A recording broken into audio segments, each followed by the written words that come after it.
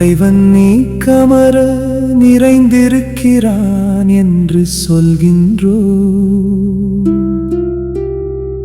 ஆனால் ஒரு பொருளை சிறப்பில்லை என்கின்றோம். ஒன்று சிறந்தது இல்லை என்று சொல்லும் போது இறைவன் நீ கமர நிறைந்திருப்பது பொய்யோ? தேவையான நேரத்தில் உதவுவதை இறைவன் என்கின்றோம்.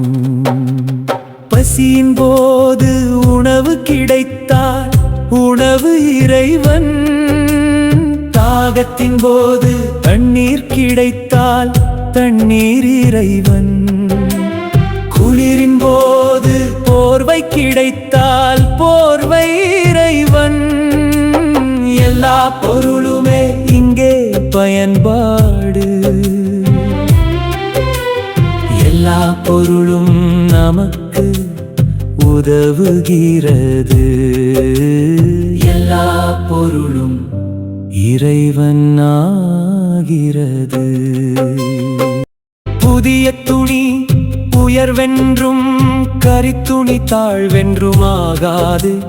கொட்டிய உணவை எடுக்க கரித்துணியே உதவும். ஏற்ற இடத்தில் உதவும் சரியான பொருளே வழியாகும். புதிய துணியால் துடைத்தால் வலிதான் வந்து சேரும். படுத்து உறங்க வேண்டுமென்றால் விரிப்பு ஒன்று வேண்டும். குப்பையை அள்ள வேண்டுமென்றால் முறம் ஒன்று வேண்டும். உடலை காக்க வேண்டுமென்றால் உடை ஒன்று வேண்டும். எல்லா பொருளும் இங்கே சிறப்புதான். இடத்தில் ஏற்ற பொருள் உதவும். கோயிலில் மட்டும் சக்தி என்றில்லை, எல்லா பொருளும் சக்தி கொண்டது. எல்லா பொருளும் ஆற்றல் கொண்டது. எல்லா பொருளும் அறிவு கொண்டது. எல்லா பொருளும் சிறப்பு ஆனது. ஜடப்பொருள் என்பது அருளை கொடுக்குது மூச்சு விடுவதற்கு. காற்று என்ற ஜடப்பொருள் பயணம் செய்வதற்கு. வாகனம் என்ற ஜடப்பொருள் பசி எடுத்தால் உணவு என்ற ஜடப்பொருள். தாகம் கொண்டால் நீர் என்ற ஜடப்பொருள். ஜடப்பொருள் எல்லாம் பயன் தருகிறது. பயன்பாடு என்றால் அருளாகும்.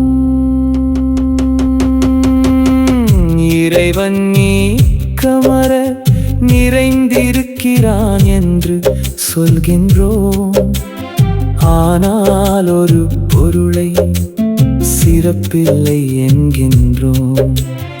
ஒன்று சிறந்தது இல்லை என்று சொல்லும் போது இறைவன் நீ கமர நிறைந்திருப்பது பொய்யோ?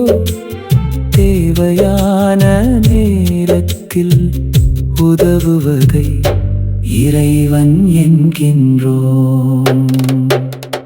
பசியின் போது உணவு கிடைத்தால் உணவு இறைவன், தாகத்தின் போது தண்ணீர் கிடைத்தால் தண்ணீர் இறைவன், குளிரின் போது போர்வை கிடைத்தால் போர்வை இறைவன்.